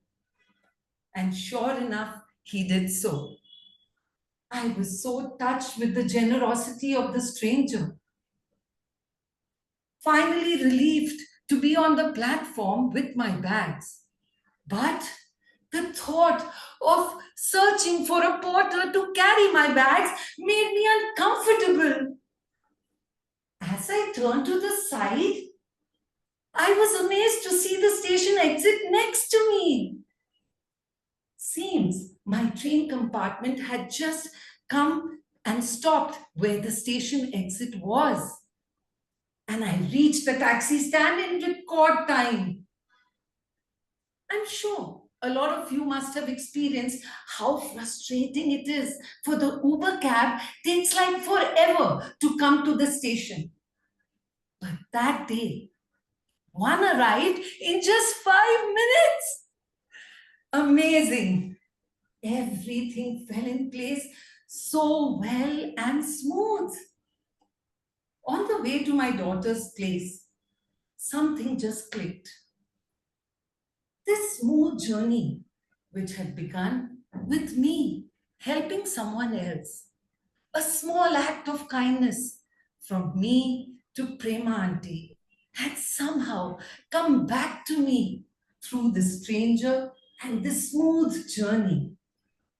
That's when I realized that this ripple effect had begun the day before. Friends, there's no logic to kindness. Kindness does not follow a straight line. It is a ripple that flows from heart to heart, from place to place, and moment to moment. So I leave you all with this thought today. Don't wait for a reason to be kind. Be the reason someone smiles. Open that door. Help lift a bag. Say a word of comfort. Because the kindness that you show today may be the very kindness that finds you tomorrow. So let's be the ripples that keeps kindness flowing forever. Over to you, Toastmaster of the Day.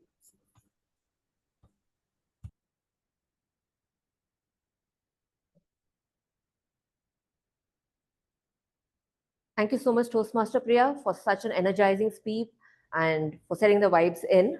Could you all give a round of applause for both the speakers today? So now we're actually moving ahead with the third section, which is our general evaluation. And I would like to call upon the general evaluator, Toastmaster Santosh Sethia, for it. Thank you so much, Toastmaster of the Day. Santosh.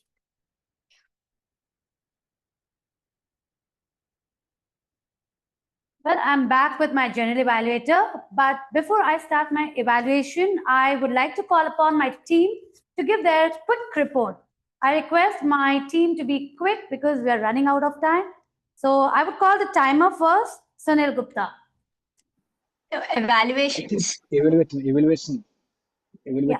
So I would like the timer to please call out the time taken by the speaker so that it helps the evaluators to take it forward. Okay. Both speakers are qualified. Mamta Jain took 5 minutes 52 seconds and Priya Singh took 7 minutes 7 seconds. Thank you. Over to you, General Evaluator. Thank you. Thank you so much, Toastmaster Sunil. Now I request the evaluator for speaker 1, Toastmaster Pataudi, to please Paduka, right? Paduka. Paduka Kannan. Please give your report. Evaluation. Okay, so your words are the message, and your posture and the pace are the messenger. Rise and shine, Gabbys. Toastmaster Mamta has definitely tried to tempt, to have this objective to practice vocal variety or a body language, right, to enhance her speech, right? And I could definitely see that her effort in that speech, right? I mean, in spite of being in the level 1, I definitely feel this is one of the hardest objectives in the level 1 itself for a budding speaker, right? To use your gesture or body language to enhance the speech. I acknowledge that, right? But the first and foremost thing that I would like Toastmaster Mamta to work on is you're in a level 1 speech, okay? So first and the foremost thing is I wanted to have that ease of stage presence, right? I could see a lot of anxiety on your face. Maybe because it looks like you have memorized your complete script, right? A word by word, right? So it's okay, maybe in the further levels, but the foremost thing is you can speak, you can freely speak to the audience. We will definitely not throw tomatoes. So far, that kind of thing did not happen at all, right? So first and foremost thing is I wanted to have that ease on the stage presence, right? When you have that ease, then you will be able to use the body language or the voice, right, to enhance your speech. Right? You look very nervous. And in fact, body language states that as well, right? If you stand very stiff, right, throughout the speech, you are standing very stiff. So you I felt, okay, you sort of forcefully try to bring that gesture with a bird or in terms of celebration, things like that. Good attempt, definitely good attempt onto it. However, I would say it's very important you speak out of your heart, right? You speak whatever you think on your mind, right? You kind of a pointer, you just have it and just go through that, whatever, how you wanted to frame it, right? instead of going one by one word, because I feel, this is just my view, because you were so much focused on the script, you were so anxious, and you were trying to forcefully bring out gestures, and that was coming out onto it. And I do acknowledge that this is one of the hardest objectives, okay, for a budding speaker. So don't feel demotivated at all. And this needs a lot of practice, okay? Because if you need to have a vocal variety or a body language, a good body language, even for a good speaker, these are hardest objectives, right? So my recommendation for you is to, or to conclude, I would say, definitely good attempt, a good try for the first timer. However, I would like you to give the same objective speech one more time, right? Try to speak anything that you want, okay? Because the objective is to vocal variety or a body language. And you can do that only when you have that ease of presence on the stage. All right? With that, over to the general evaluator for today. Thank you, Toastmaster Paduka Kannan, for the wonderful evaluation. Yes, I totally agree with all the points which the evaluator mentioned. But I would also, just for Paduka Kannan, I would like to say, always give a sandwich method. That is what is recommended in Toastmasters. Where you give 2 positive or 3 positives, give 1 or 2 recommendations.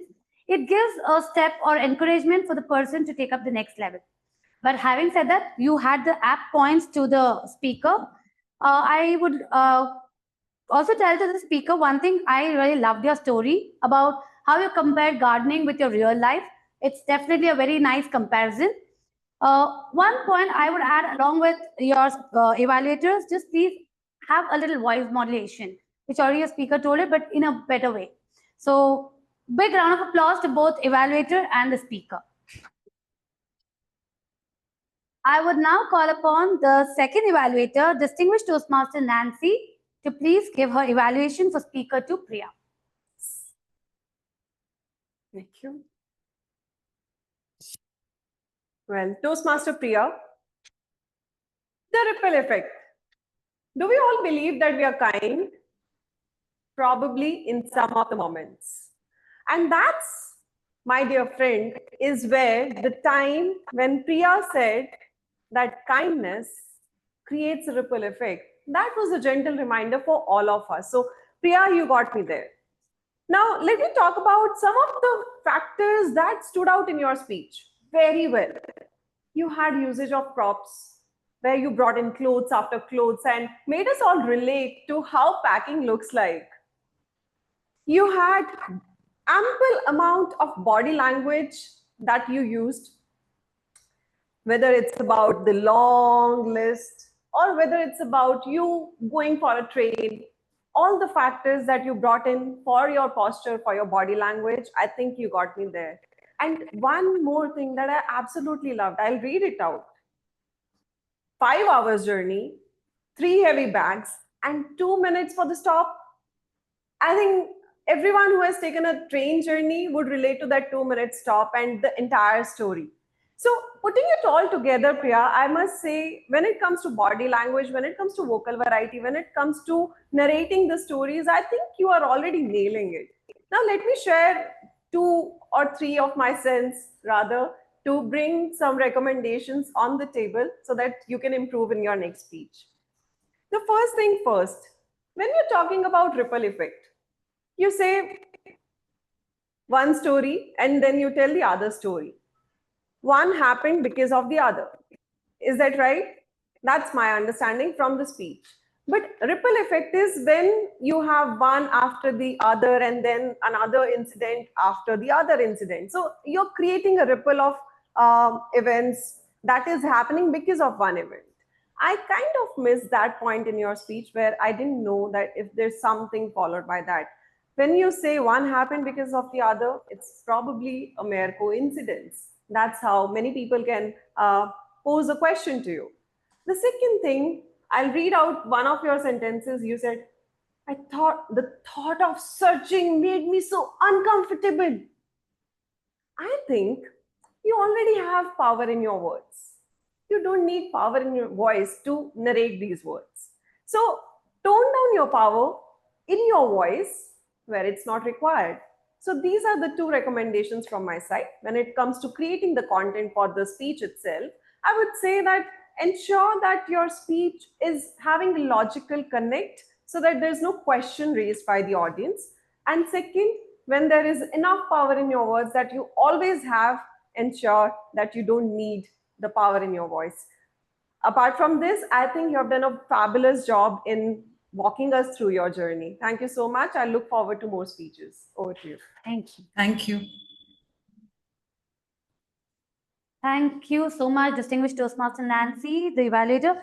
I have no recommendations for you. I had the same points which you had mentioned. So a big round of applause for you. And to the speaker, I definitely enjoyed your story. You had everything in it.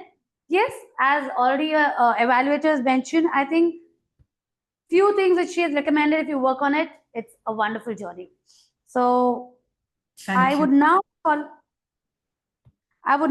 upon my team again to please share your report. The R counter and the grammarian, the language evaluator was none other than Mary Thomas.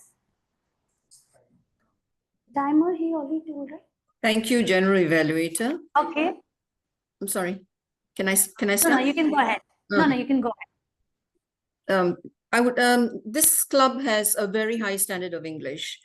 Therefore, I would not want to comment too much about the English per se.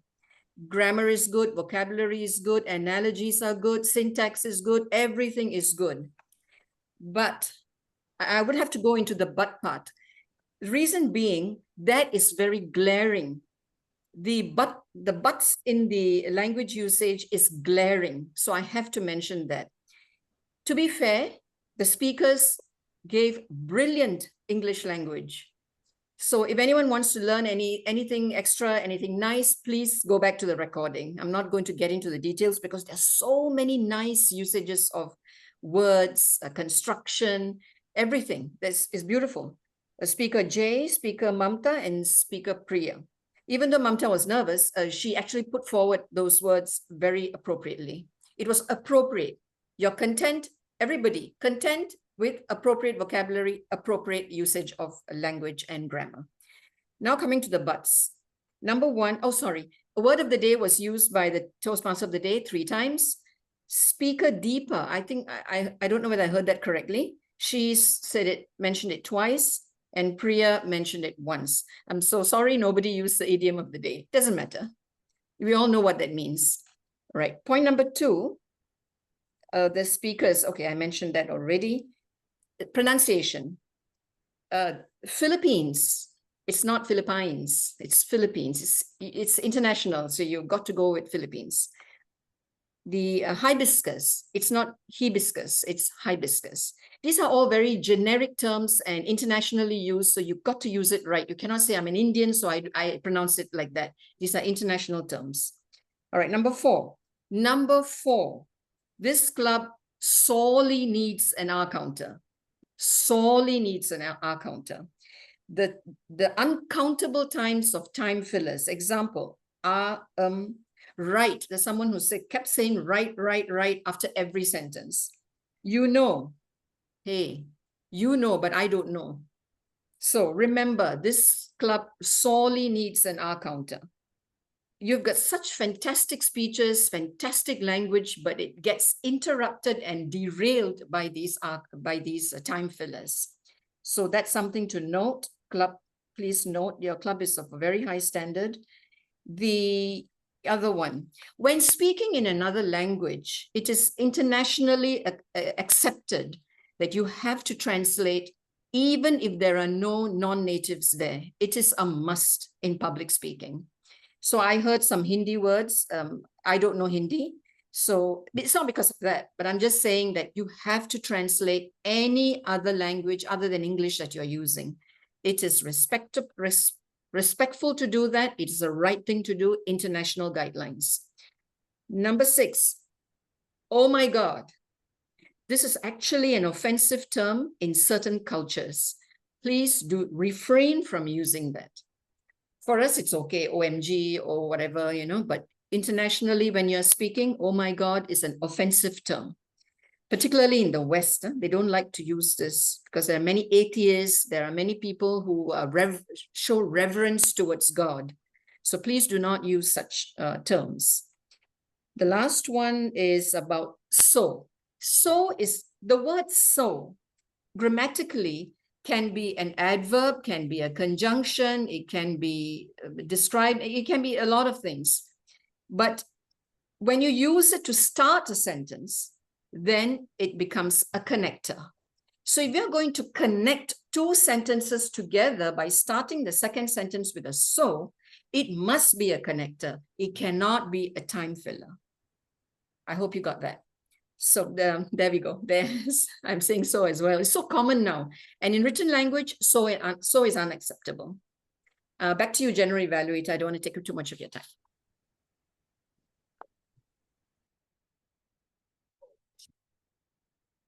Thank you so much, Language Evaluator, Toastmaster Mary Thomas. I think this is one of the very rare evaluation I have seen so beautifully put across. Let me be very honest. So a big round of applause to you. And you also taught me that, oh my God, is not just common. It is a little offensive. So good. Thank you so much to make me understand that. Well, I think I missed out one part in the timer. I request the timer to please share the time taken by the evaluators. Thank you, General Evaluator. As I have already declared that prepared speakers were qualified. So now I'm talking about evaluators. The first evaluator, Paduka Kannan, took 3 minutes 29 seconds, and DTM Nancy Goel took 3 minutes 7 seconds. So I'm very pleased that to announce that both evaluators are also qualified for the polling. And in conclusion, I would say that if starting a task on time is important, so in the same way, completing the task in time is also important if you want to achieve a real fruitful results from the outcome. Thank you. Over to you, General Evaluator. Thank you so much, Toastmaster Sunil, for the crisp and clear report. Well, moving on further, I would just start from the beginning. Would you not take it in the last? Generally? Okay, you want to take it?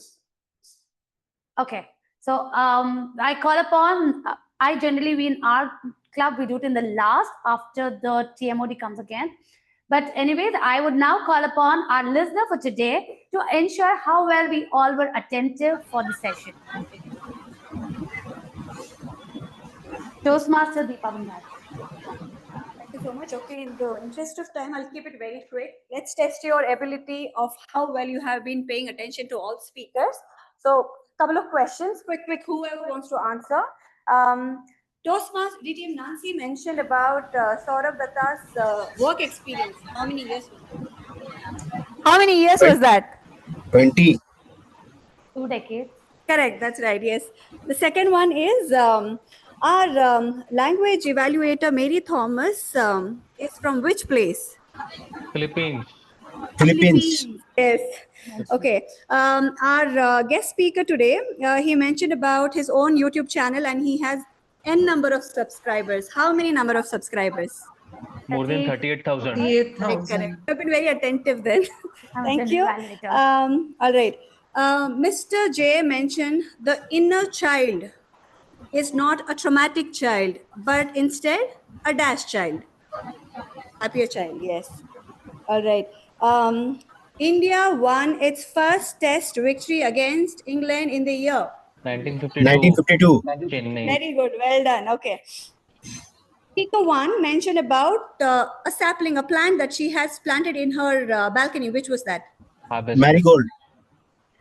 Yes, correct. Yes. Okay. Last one. During Toastmaster Priya's speech, there was a title. What was the title? Ripple effect. Yes. Everybody has been paying close attention. Thank you, everybody. I hope everybody had a wonderful time listening to all the speakers. Over to you. Thank you. Thank you so much, Deepa. Well, I'm glad we were all great listeners.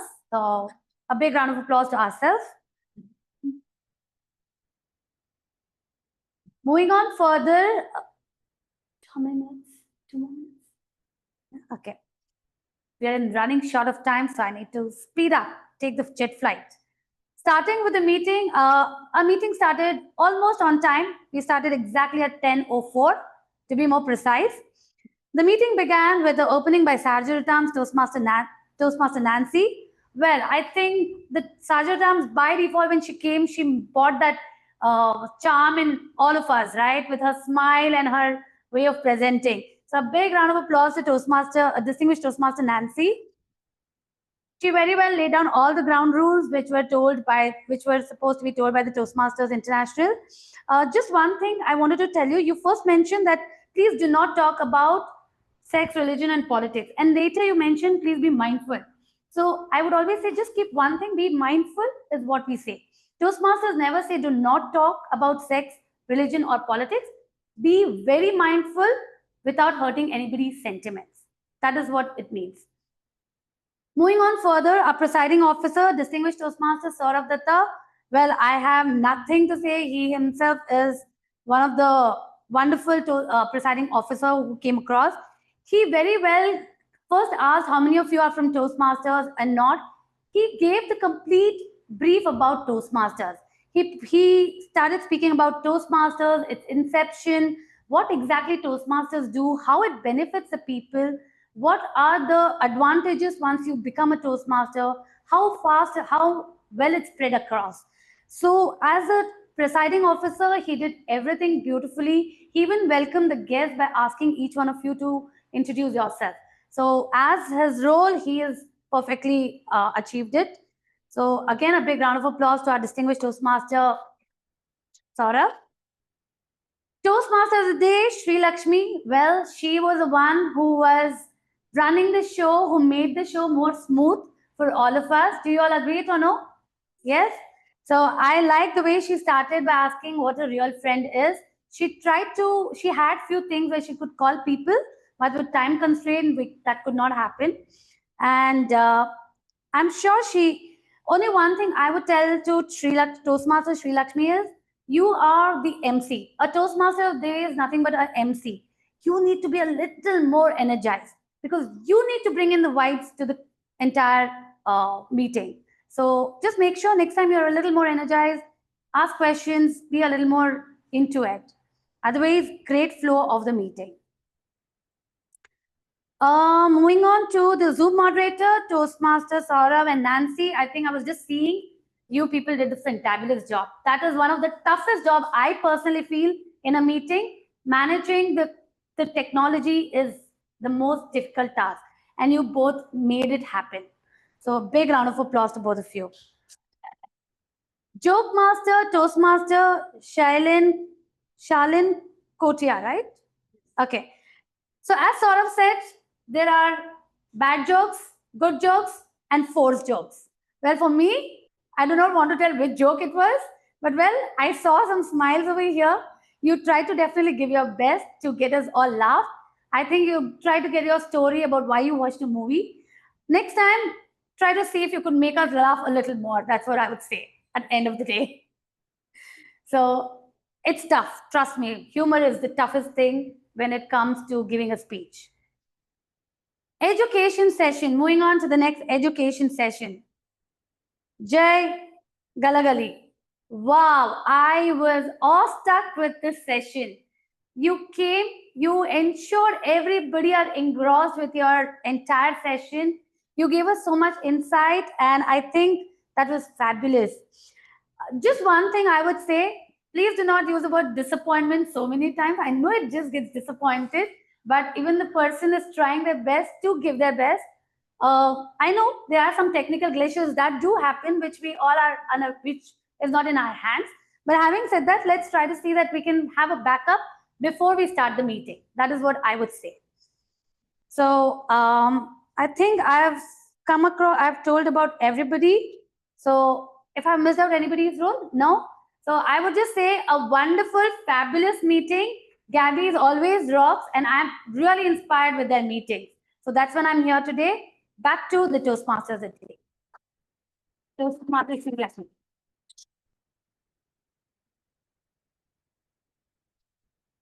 Thank you so much, General Evaluator Santosh Sethia, for all the evaluations and the feedback that you actually provided. I know we couldn't discuss a lot about the Friendship Day theme, and it's actually around the corner, but actually let's have some networking connect might be post this session today so that we can actually talk more about it. Now, in the interest of time, I'll actually hand it over back to the presiding officer, DTM Sourav Dutta. Thank you so much. So we are going to wrap up this meeting in the next 5 minutes. That's what we will try to do. We have started the meeting late, but we will try to end this on time. And to do that, what we'll have to quickly do is do the polls. A QR code we will share with you. Just scan it and vote for the best speaker, the best evaluator, the best role taker. So officers, you have the QR code. Please roam around. Mohan, maybe you can take that side, Mohan. Nancy is taking this side. Yeah, that way we will be able to move to it quickly. And Sree, you also have on your mobile. Yeah. So thank you everyone for joining us, and thank you, Jay. I mean, thanks to you, we had a lot of new faces. People, see, we get a lot of guests in Toastmaster meetings, but generally they're from other Toastmaster clubs, like Santosh has joined us or Shalin has joined us. They're not members of Gabbys. But it is thanks to Jay that we have got so many people who are not even Toastmasters who have joined a Toastmaster meeting. So I think that makes it even more special. The kind of topic that we had. Yes, it's more than you. I am disappointed that the videos did not play, because trust me, I was really looking forward to it. I know one person here who told me yesterday that cricket is his religion and he's a devotee of cricket, right? So this person, he came all the way from Punjab to watch this. And I'm just kidding. He actually moved to Bangalore and he just landed yesterday. And I said, tomorrow we have a session of cricket. Are you going to come? And he's like, okay, are you kidding me? I'm surely going to come, because that's what I, kind of breathe cricket, live cricket. So the videos would have been actually made his day, but we are figuring out how we can play the video after this. One thing I would want to admit to all of you, that this was the first time that we are doing a regular meeting in this particular venue. So doing a hybrid meeting is very, very tough. It looks very easy, but when you have to do a setup for a physical meeting and then a virtual audience, you have to keep in mind that the virtual audience should be able to see what's happening here. The real audience should be able to see what's happening virtually, and the virtual audience should be able to see what's happening between themselves, right? So it's like a 3 different plane that it's like a metaverse that we deal with. And it's not easy. And today it was, like, as I said, like today Murphy's Law was in full force. Everything went wrong from the very beginning. The caretaker showed up 45 minutes after the time. The tech gadgets did not work as they used to. The projector started playing up. Everything that could have gone wrong went wrong, right? So that was a perfect day. Still, we are ending the meeting at 12 noon. I think that's exactly when we want to end. That's a big, big appreciation for all the role takers. You cut short your roles, you cut short the introductions, and that is what, thank you so much, Sri Lakshmi. I can't thank you enough, because it is the Toastmaster of the day who decides whether the meeting will end on time, and you decided we'll end the meeting on time. Thank you so much. Yes, we had a 4 minutes delay. This is probably the second or the third time in the last 5 years. So it is the 240th meeting of the Gabbys. And in the last 240 meetings, maybe this is the 4th time that we have been second or the third time that we have been late to start by even 1 minute. Because the Gabbys meetings always start at 10:00 hours, right? That's how we say that we don't follow any other time but the Indian Standard Time, that 10:00 hours is when we start our meeting. But today I'm sorry that we could not start as a presiding officer. And I would now announce the results so that we can wrap the meeting. We have some tea and cookies outside for you. I can't see from here. Okay, so okay, I'm just quickly see over there. Okay, yeah. So the best auxiliary role taker for today is someone who told us that we need an R counter. We hear you, Toastmaster Mary Thomas. We need an R counter, and I know who are you referring to when you said we don't know. That's me. I know, right? So and right is also for me. Thank you so much for telling me in such a subtle way that I need an accounter to keep track of my R's and Ums. Point noted, we'll have an accounter in the meeting. So an accounter basically does the counts of R's and Ums dedicatedly. The second category of voting that we had is for the best evaluator, and the best evaluator for today is distinguished Toastmaster Nancy Goel. Congratulations, Toastmaster Nancy, Deacon Nancy. Even more special because when she was making the evaluation, I was constantly pestering her. Sorry, Mary. Yeah, spotlight him, spotlight her, remove the spotlight, do this, do that, right? So all of this I was keeping on doing. And amidst that, she had to do her evaluation point. So one more round of applause for that, right? Doing an evaluation under so much of stressful interference from my side. And then finally, the best role taker for today. She's someone I'm meeting after 10 years. We were very close, as colleagues. We worked a lot together in HP. I was in HP, she was in HP. Toastmaster Santosh Sethia. And out of several things, one thing also Toastmaster does is it brings people back in connection with each other. So today I'm meeting Santosh after 10 years thanks to Toastmaster. So congratulations, Santosh. You're the best role taker for today. Doesn't take anything away from you, Sri Lakshmi, because you had very less screen time. Amidst that, you were able to engage us. So can we have a big round of applause for both of the role takers? Thank you. And with this, I adjourn this meeting of the Gabbys Toastmasters Club. We have got some black tea, Suleimani tea, and dum chai outside, and cookies. Please stay back. I'll play the videos. Okay. Just give me a minute. Remove your mics and all I need everything.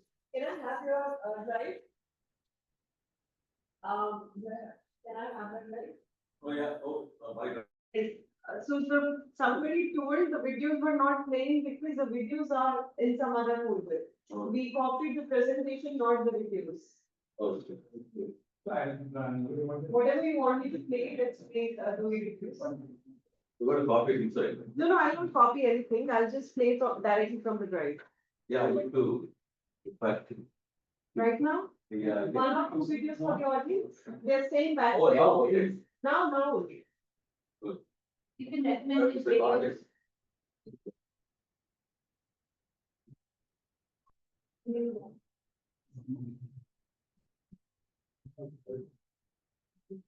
Okay, let me give it a try for all those who have stayed back for the videos.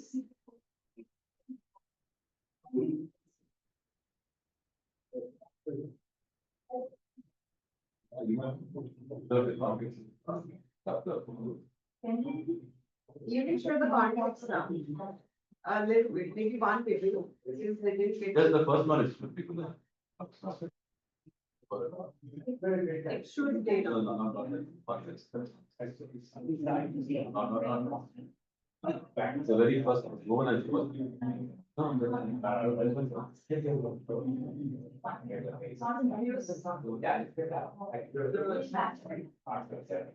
That's what we started with this person. Then second, we had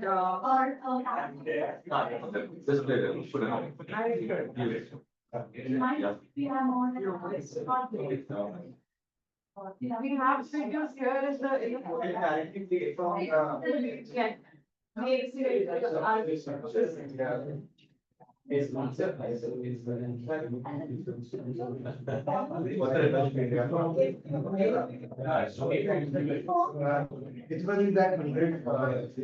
Yeah. Go back to go. Yeah, this is fine. Structure is the secret.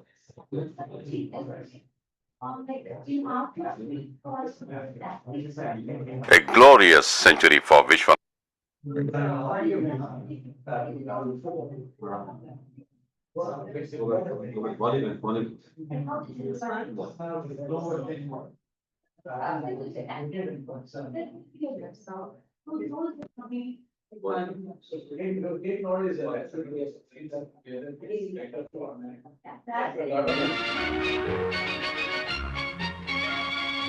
Cricket as it was played 100 years ago. This match celebrates the centenary of the Baliganj cricket.